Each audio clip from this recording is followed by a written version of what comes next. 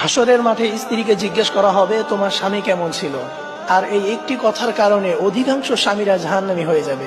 প্রিয় ভাই এবং প্রিয় বোনেরা আমার, বিশেষ করে আমার প্রিয় ভাইয়েরা, আপনার স্ত্রীকে হাসরের মাঠে জিজ্ঞাসা করা হবে যে তোমার স্বামী কেমন ছিল।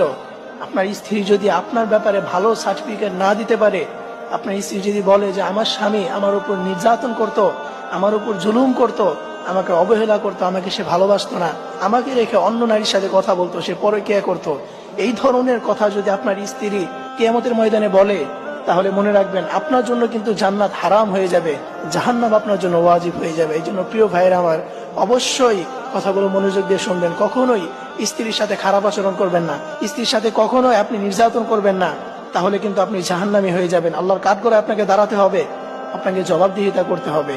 আর যদি কোনো স্ত্রী স্বামীর ভালো সার্টিফিকেট দিতে পারে, কোনো স্ত্রী যদি বলে যে আমার স্বামী অনেক ভালো ছিল, আমাকে অনেক ভালোবাসতো,